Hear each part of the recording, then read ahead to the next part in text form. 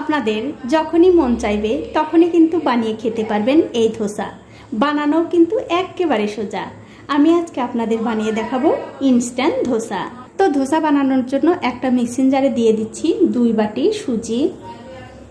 আর চাল ডাল ভেজানোর কোনো ঝামেলা নেই, এই সুজি দিয়েই কিন্তু আপনারা ধোসা বানিয়ে খেতে পারবেন। 2 বাটি সুজি দিয়ে দিলাম। তার সাথে দিয়ে দিচ্ছি 2 চামচ আটা, যে আটা দিয়ে আমরা রুটি খাই সেই আটাই কিন্তু দিয়ে দিলাম। তার সাথে দিয়ে দিচ্ছি 1 বাটি টক দই, যেহেতু আমি 2 বাটি সুজি দিয়েছি তার জন্য 1 বাটি টক দই দিয়ে দিলাম। আর ওই বাটিটা ধুয়েই আমি 3-4 চামচ মতো জল দিয়ে দিলাম। জল কিন্তু বন্ধুরা আগেই খুব একটা বেশি দেওয়া যাবে না। এবারে সব কিছু মিশিয়ে মিক্সিতে খুব ভালো করে বেটে নিতে হবে। তবে বন্ধুরা বাটার সময় যদি দেখেন জলের পরিমাণটা একদমই কম হয়ে গেছে, তাহলে কিন্তু এর মধ্যে আরও একটু জল দিয়ে আবার একটু মিক্সিতে ঘুরিয়ে নিতে হবে। আমি আগেই বলেছি জল কিন্তু একবারে খুব একটা বেশি দেওয়া যাবে না। দেখুন সবকিছু দিয়ে মিক্সিতে কিন্তু আমি আবার খুব ভালো করে বেটে নিয়েছি। এবারে অন্য একটা বাটিতে ঢেলে নিচ্ছি। আর বন্ধুরা যদি দেখেন মিক্সিতে ঘোরানোর সময় জলের পরিমাণটা আবারও একটু কম হয়ে গেছে, তাহলে আরও একটু জল দিয়ে মিক্সিতে ঘুরিয়ে নেবেন। দেখুন সবটুকু ব্যাটার কিন্তু আমি ঢেলে নিয়েছি। এখন একটা ঢাকা দিয়ে 20 মিনিটের জন্য রেখে দিচ্ছি। এখন আমি ধোসা খাওয়ার জন্য একটা টমেটো দিয়ে চাটনি বানিয়ে নেব। তার জন্য একটা কড়াইতে দিয়েছি সাদা তেল। তেলটা যখন একটু গরম হয়ে যাবে তখন এর মধ্যে দিয়ে দিচ্ছি সামান্য একটু গোটা জিরা, 10-12 কোয়া রসুন, 4 টুকরো আদা। এবারে এই তেলের সঙ্গে আদা আর রসুনটা একটু ভালো করে ভেজে নিতে হবে। দেখুন আদা রসুনটা কিন্তু ভালো করে ভেজে নেওয়া হয়ে গেছে। এখন এর মধ্যে দিয়ে দিচ্ছি একটা পেঁয়াজ কুচি আর 4টে কাঁচা লঙ্কা। এবারে পেঁয়াজটাও একটু ভালো করে ভেজে নিতে হবে। দেখুন পেঁয়াজ কিন্তু ভালো করে ভাজা হয়ে গেছে। এখন এর মধ্যে দিয়ে দিচ্ছি 2টো টমেটো, স্বাদ মতো নুন, আর এই চাটনিটার কালারটা যাতে সুন্দর হয় তার জন্য একটুখানি শুকনো লঙ্কার গুঁড়ো দিয়ে দিলাম। এবারে সব কিছু মিশিয়ে খুব ভালো করে একটু ভেজে নিতে হবে। দেখুন সব কিছু দিয়ে কিন্তু খুব ভালো করে ভেজে নিয়েছি। এখন একটু ঠান্ডা করে একটা মিক্সিং জারে তুলে নিয়েছি।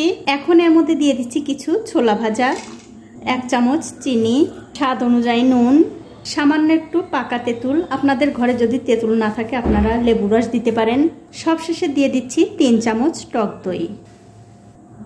এখন এর মধ্যে সামান্য একটু জল দিয়ে মিক্সিতে খুব ভালোভাবে বেটে নিতে হবে। দেখুন মিক্সিতে কিন্তু খুব ভালো করে বেটে নিয়েছি। এখন এই চাটনিটা আমি অন্য একটা বাটিতে ঢেলে নিলাম। এখন আমি চাটনিতে তড়কা লাগাবো, তার জন্য একটা কড়াইতে দিয়ে দিলাম সামান্য একটু সাদা তেল।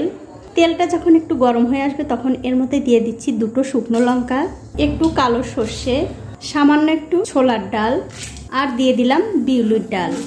এবারে সব কিছু একটু ভালো করে ভেজে নিতে হবে।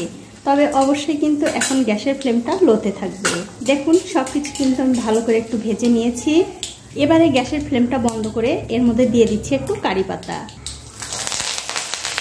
তারপর একটু ভালো করে মিশিয়ে নিয়ে এই তরকাটা আমি এই চাটনির মধ্যে দিয়ে দিচ্ছি। তারপর খুব ভালো করে একটু মিশিয়ে নিতে হবে। আর এরকম করে মিশিয়ে নিলেই কিন্তু এই চাটনিটা খাওয়ার জন্য একদম রেডি হয়ে যাবে। এটা হয়ে গেছে, এক পাশে রেখে দিচ্ছি। এখন যে ব্যাটারটা আমি ঢেকে রেখেছিলাম তার উপর থেকে ঢাকাটা তুলে নিলাম।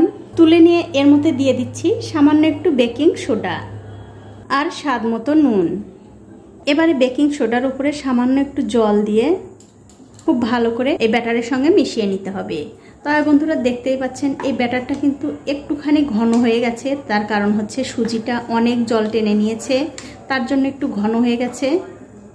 এই ব্যাটারটা যাতে আর সামান্য একটু পাতলা হয় তার জন্য মিক্সিং জারটা ধুয়ে একটু জল দিয়ে দিলাম। এবারে খুব ভালো করে মিশিয়ে নিতে হবে। তবে বন্ধুরা আমি কিন্তু আগেই বলেছি জল কিন্তু একবারে দেয়া যাবে না, তার কারণ এই ব্যাটারটা যদি পাতলা হয়ে যায় ধোসা খেতে কিন্তু ভালো লাগবে না। দেখুন সব কিছু মিশিয়ে খুব সুন্দর একটা ব্যাটার কিন্তু আমি তৈরি করে নিয়েছি। আর এই ব্যাটারটা কিন্তু বন্ধুরা ঠিক এরকম হতে হবে। আর আপনাদের জলের মাপটাও আমি বলে দিচ্ছি।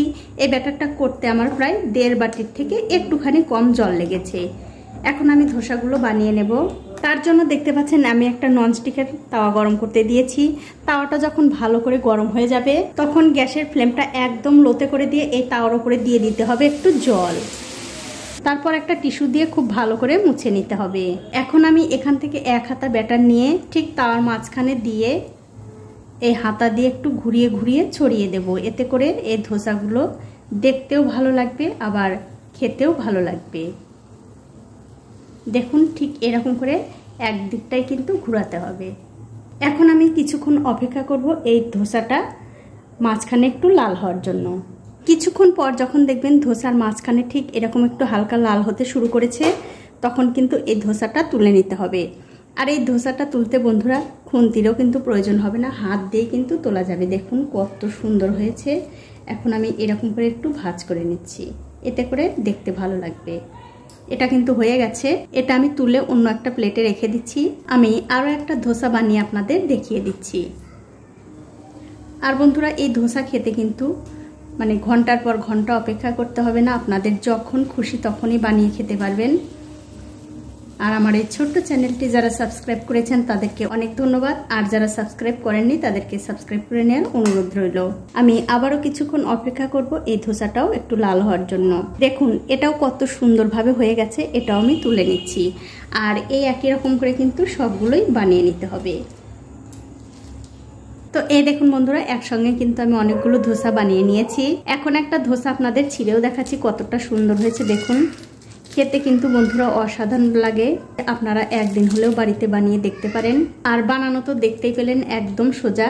আর এরকম করে টমেটোর চাটনি দিয়ে খেতে আরও দুর্দান্ত হয়।